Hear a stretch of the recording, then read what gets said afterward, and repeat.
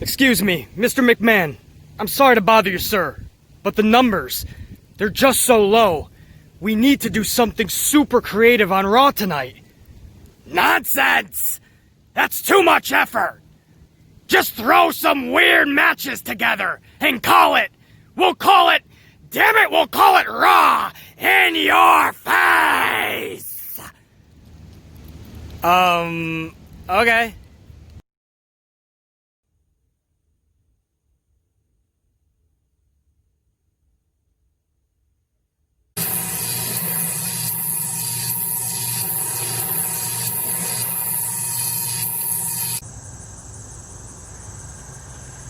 Red team, go hip unit! A little impromptu Monday afternoon vid for you guys. It's early Monday morning right now. We're taking a 5-mile cardio walk, and I figured I'd take you guys along for the ride. Not a jog, but not your grandmother's slow pace either. Just something to get the heart rate up, 5 full miles, and then we'll go into a leg workout before Raw hits the airwaves tonight. Obviously, I'll be with you guys in the morning for the Raw review and reaction. Hopefully it won't be that fucking bad that we have to do a good, the bad, and the ugly just to show how tragic the show was. We had to do that last week. Hopefully we don't have to do that, man. I like to save the good, the bad, and the ugly for pay-per-views. So, I don't know what we're going to get tonight, man. They're pumping this show up. And they announced a loaded show for tonight. That doesn't mean it's going to be good. They're obviously throwing Hail Marys, man. They're throwing shit up against that wall. And when they do that, it's usually half-ass. A lot of creativity doesn't get put into it. They just want to throw a bunch of shit out there, hope that everybody tunes in, and the product we get when it's all said and done is usually half-ass, mediocre, and downright ugly. I'm hoping that's not the case tonight. We'll see. We'll go over that loaded card as well that WWE has already announced for tonight's show. And again, I'm taking you guys along for this little walk with me, so you might hear some traffic, some fucking wind, maybe some annoying little brats running around. Who knows what I come across on these walks. But for at least 10-15 minutes, I want to take this walk with you guys. Who wants to walk with the Ant-Man? I don't know, man. We're what are we now? 2 coffees in. And, you're supposed to be taking water on your walks. I take coffees. Please do not do what I do. Do as I say, not as I do. Always take a bottle of water with you. At this point, I can have an IV of coffee, and that's just how I run.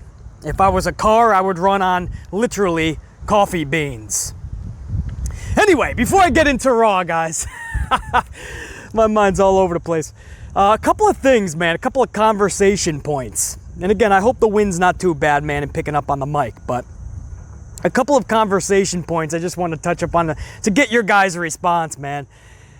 A couple of choice selections by Chris Jericho and AJ Styles. Jericho recently said the one guy he would like to sign from WWE, and my mind started to go before I read the name. And I started to think about all these individuals that I would love to see over in AEW, an AJ Styles, Seth Rollins. I mean, so many dudes that would fit so perfectly there. Even Ali, for instance. Ricochet, I think, would fare much better in AEW than WWE. But Jericho's choice was actually Samoa Joe. Now, I absolutely can see that, and there's no question Joe would thrive and have so many good matches over there. But would that be your number one selection? If you were picking one guy from WWE right now to go over to AEW, one guy on that current roster, would you guys pick Samoa Joe? I mean, he might be top 5 and maybe in my 5th position. Maybe. I would have to really think about it. I think he's definitely top 10. I'm not quite sure if he'd solidify into the top 5. Would he be your first choice? I mean, Jericho seemed like he was pretty confident in that answer. Samoa Joe over Rollins and Styles and the Alis and all that stuff, and the Murphys and the Aleister Blacks, and I mean, I see it in one way. You know, on one hand, I definitely do see it in the chemistry he would have with so many and the matches. But wow, you're talking about a lot of dudes that if I had the chance to pick one to go over to AEW, I don't know if Joe would be in that top 5. I don't know, man, but I wanted to open that up to you guys. I wish I was doing this in a live chat, to be honest, so I could see your guys' answers. But if you guys got a moment, I understand if you don't, man. I know we're all busy. It's Monday. But let me know if Joe would be your first choice. And on the flip side, another little selection choice I thought was interesting. AJ Styles said that before he wraps up his WWE/wrestling career, he would like to win the tag team championships. He says that's the one thing that has eluded him, and if he did that, he would be on a list of very short people that have won it all in WWE, and really around the globe if you think about it. And the tag team titles is something he wants to do, and he actually named a partner he would like to do it with, and that's Finn Balor. AJ Styles picked Finn Balor. Now you say, damn, think about that tag team. They would not only win the titles, but hold them for a good amount of time, man, unless some schmozzery from the old man in Stanford came into play, which you could pretty much bet on at this point. But yeah, it's formidable. I don't know if that would be my first selection, though. AJ Styles in a tag team for the championships. Man, it would be fun for me because of the chemistry and where they are in their careers right now to see AJ Styles and Seth Rollins in a badass tag team. That would be my first choice. He went with Finn Balor. We know the history. They want like a little bit of a too sweet type of a reunion deal. So I totally understand the history and all that in it and how badass the matches would be, the chemistry. But Rollins and Styles, I would probably pick before that. But it led me to think, like, what do you guys think, dude? Would Finn Balor be your first choice to hook up with Styles to win the tag straps? Maybe. Again, it does make sense, and a big portion of my mind frame can see that happening. But again, if I had that one choice, I don't know if it would be Balor. My whole thing with the tag teams is these days we're seeing too many singles competitors just thrown together to form a tag team that is not truly a tag team. And that for me is taking away from the division. Even in AEW with Hangman Page and Omega. And yeah, they had a pretty solid storyline for months now. I've wanted Omega to be on his own, but whatever, it's been a good story at least. But at the end of the day, there's still two singles competitors thrown together. And I really do miss when tag teams were tag teams. Like they were brothers. Even if it wasn't by blood, they were brothers, man. The Hart Foundation, the Rockers, Harlem Heat. You can go back to the Killer Bees and the British Bulldogs. You know, they were a tag team because you legit did not or could not have one without the other. That's what I miss. These days, we're seeing too many singles competitors thrown together because, truthfully, they just don't have anything for them. That's the sad truth. You know, even back in the day, as much as I loved Money Incorporated, I knew what was going on when I was just a kid. They didn't have anything for IRS. They ran out of things to do with the $1 Million Man Ted DiBiase, so we had Money Incorporated. And again, I love Money Incorporated, I do. But at a time where maybe you could have done more with the natural disasters. Maybe you should have done more with Demolition. The Legion of Doom could have had more in their plans and creativity. Now, I understand Hawk was going through some personal issues with substances, but when he was on that card, you could have been doing more with them. The Beverly Brothers, probably not. The Bushwhackers, I don't know how far you could have went with them. Although we love the Bushwhackers. But there was teams around that time you could have done so much for. And throwing singles competitors, I just never really enjoyed that, man. I never liked that concept because they didn't feel like a formidable tag team. So even, I guess my point is, even if you threw Balor and AJ Styles together, I'm still watching two singles dudes. I can't really get behind a tag team with that in mind. I just can't. If you guys can, that's fucking awesome. To me, that's not tag team wrestling. I love shit like the Young Bucks or FTR. Teams that are teams, you know what I mean? And they broke in as teams, basically. And that's just how you know them, because it's what they are, it's who they are. That's what I miss in tag team wrestling, and that's what it's gonna take to get me back on board with tag team wrestling. Thankfully, AEW is doing that for me, and that's so cool to see, because the old man in Stamford, Connecticut has ruined tag team wrestling for me over the years to the point where it's literally non-existent and irrelevant, and that absolutely sucks, because there was a time where tag team wrestling was so badass, guys. And again, I like to thank AEW for at least bringing that back. Sometimes I feel it's too much tag team wrestling in AEW, but hey man, at least we're getting the love, that spark back for tag team wrestling. Real quick, I know that I said 15-20 minutes, or 10-15 minutes, I forgot what I said, but this is going to be a half an hour video if I do not get to Monday Night Raw. So allow me to do such. They have a loaded show tonight, and that doesn't necessarily mean that it's going to be a good show, guys. I'm not trying to be the negative Nelly here, you know what I mean, and rain on everybody's parade.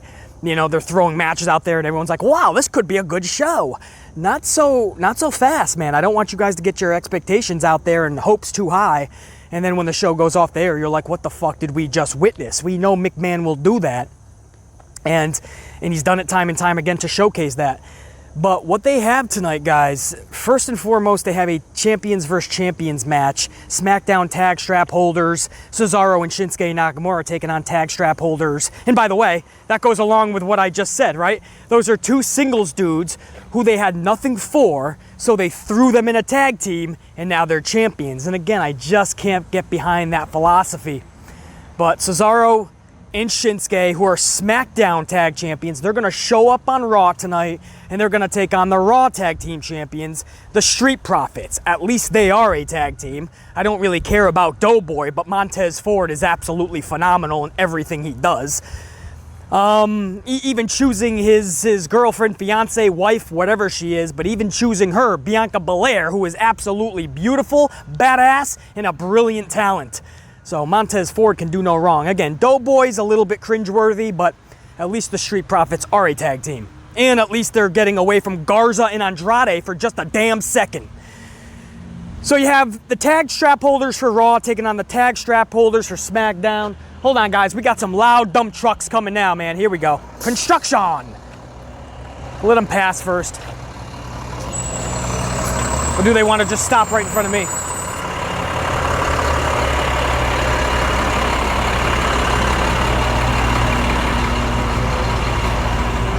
All right, do they want to just, you want to hear some fucking wrestling talk? I don't understand.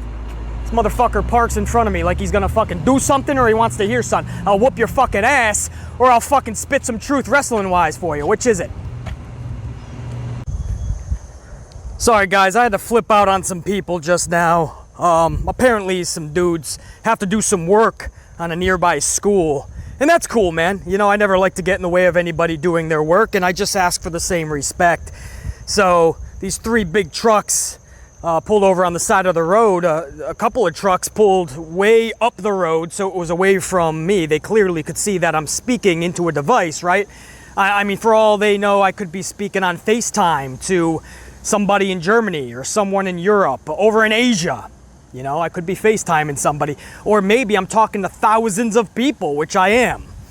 You know, they don't know. So these dudes were pretty cool. They didn't stop their loud-ass trucks right next to me. This one special kind of dipshit, he stops literally right where I was, maybe 20 feet up. So I'm literally walking into this loud ass fucking truck. I don't know if it was a dump truck, a trash truck, or a dumb fuck truck.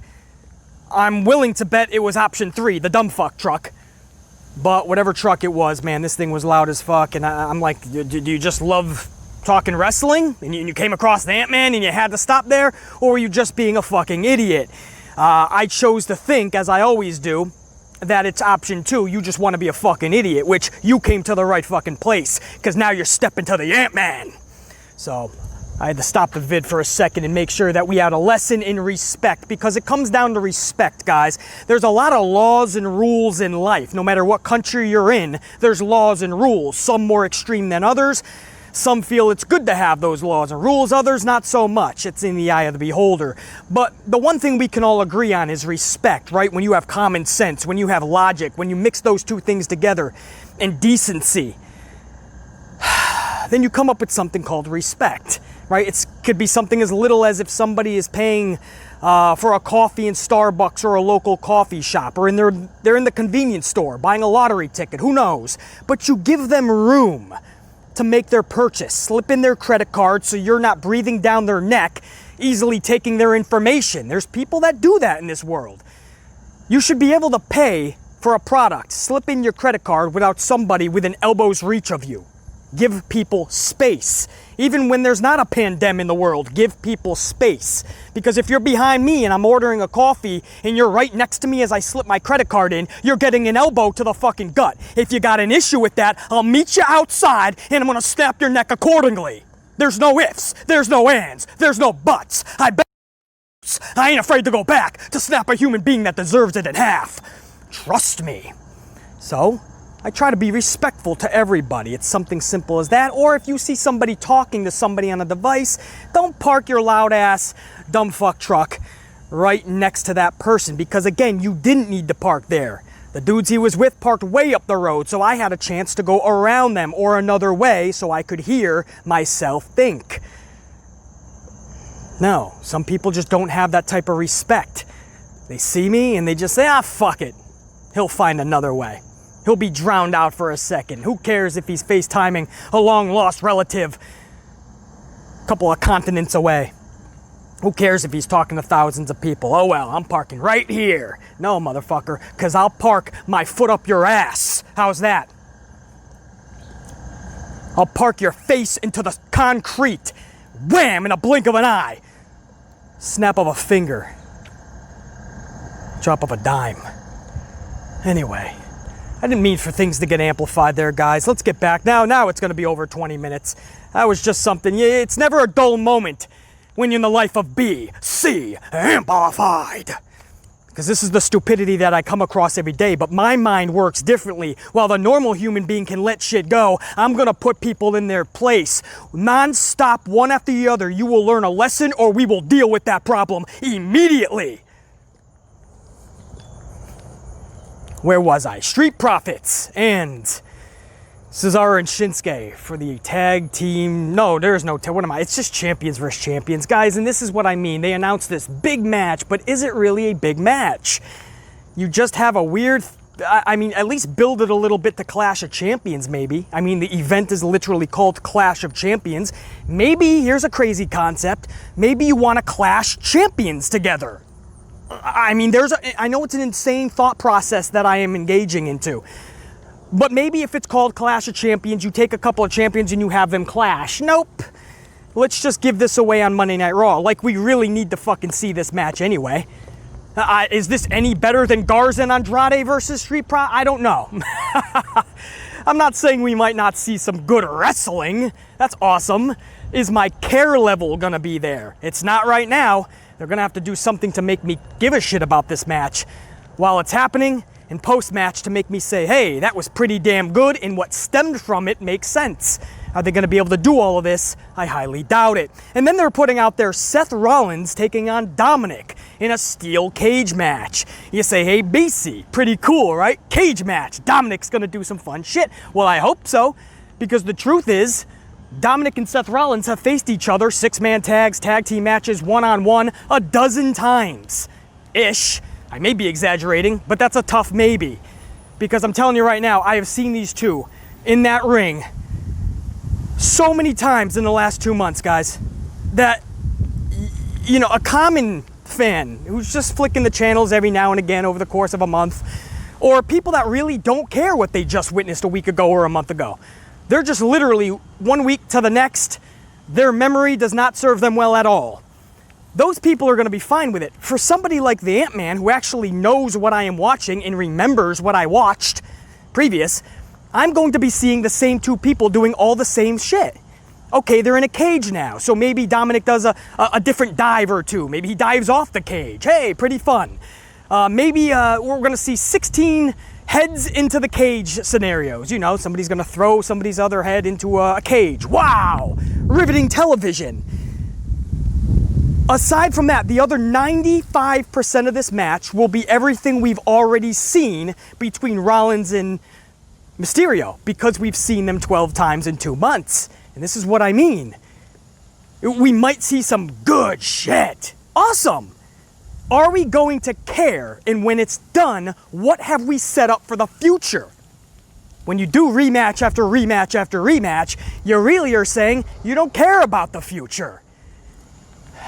I know they want to work Dominik with one dude consistently for the first several months to really get his feet wet in the water and understand this pro wrestling thing outside of just his father, Rey Mysterio, training him and all that. So you really want to work with one of the best, Seth Rollins. I get it.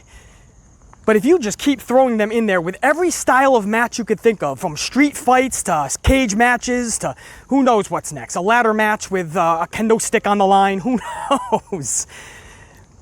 You're not fooling a knowledgeable wrestling fan who knows that 95% of the match will be all of the same maneuvers and sequences that we have seen in the past. Because guys, I dissect these things so much that I have already seen the same exact sequences with Rollins and Dominik in matches.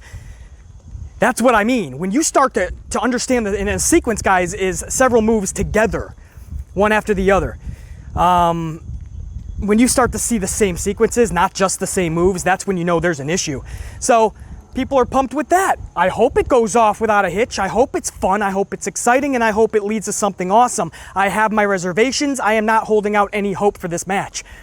Just like Street Profits and Cesaro and Nakamura, this cage match with Rollins and Mysterio, I have so many questions, and I doubt the significance of this. They're trying to make this like a mini pay-per-view card. I'm seeing rematches, and I'm seeing matches I just don't give a shit about.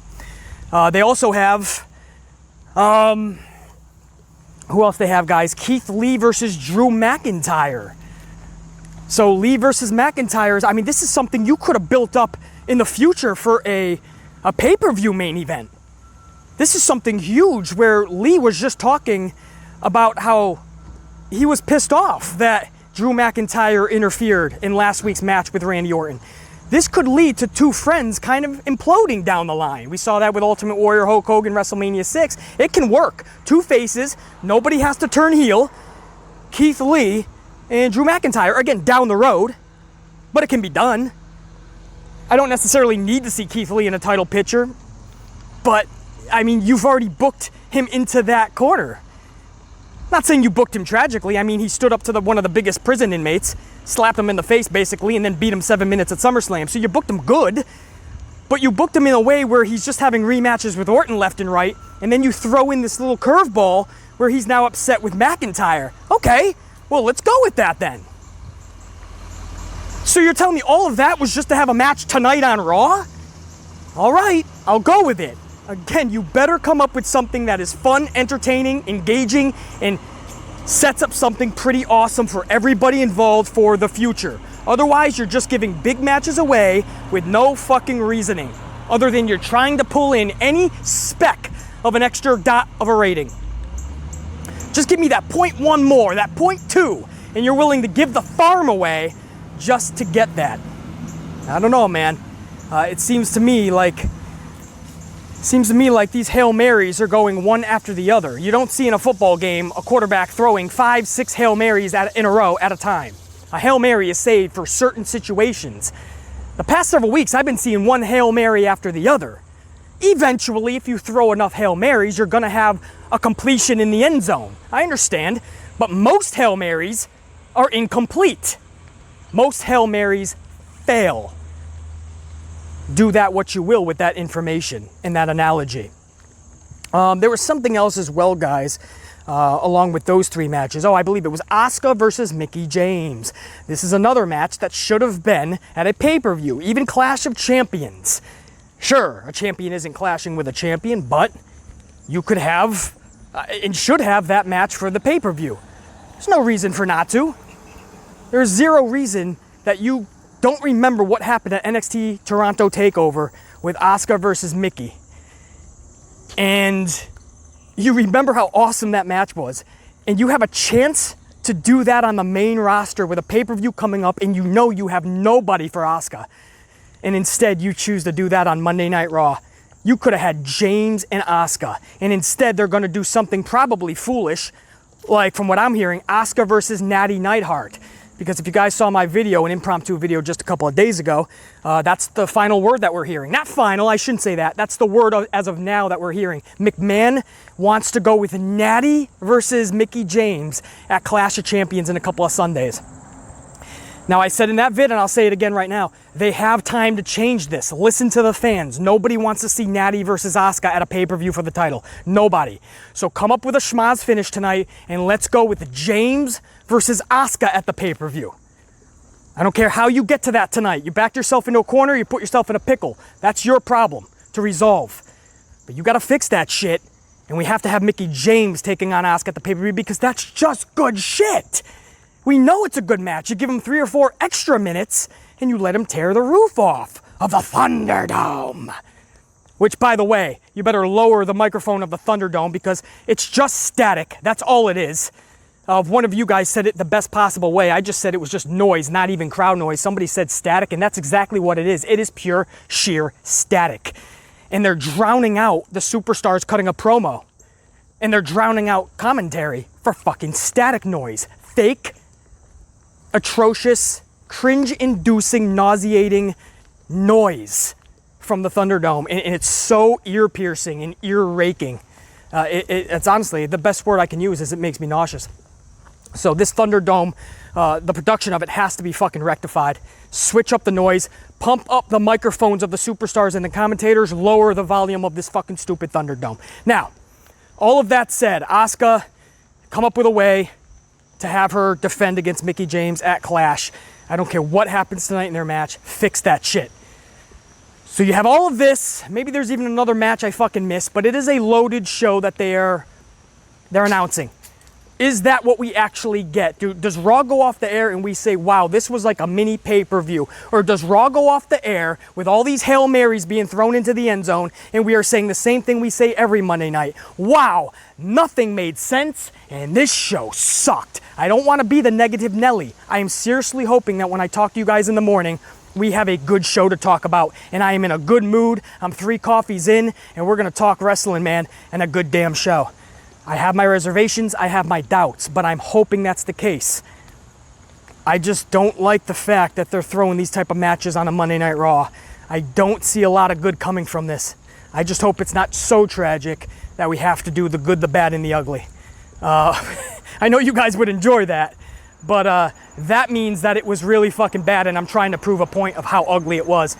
Like last Monday, if you guys didn't catch that review show, that set a new record for bads. I've never seen a show like that. Now again, we only do this for pay-per-view, so it's a little unfair, and there will be an asterisk next to that, because as far as pay-per-views, that won't go into the same vicinity. But it was fun to show you guys how bad Raw was last week by breaking it down and actually proving one or providing one fact after another. Opinions are great and we all have them, but when you can actually show facts, man, there's nothing like that, man. And that's what we did last week, and I really hope I don't have to do that. Or if I do, maybe it's in a good way. Maybe they do 19 fucking good things tonight, and we're talking about that, man. I doubt it, but maybe, right? All right, guys, I've been kind of slacking it while making this vid. I got to pick up the pace and pump up the heart rate a little bit more and get amped. Hopefully there's no dumb fuck drivers that are going to park next to me. But if so, what the hell's this bell, man? I thought it was a church at first, but it's getting close. It's like a moving bell. Fucking Undertaker in the vicinity. What the fuck is that? All right, now I gotta get amped on whoever's ringing that damn bell. I gotta find this son of a bitch. Much love, guys. I'll check you in the morning. Who the fuck's running that bell? Who is that?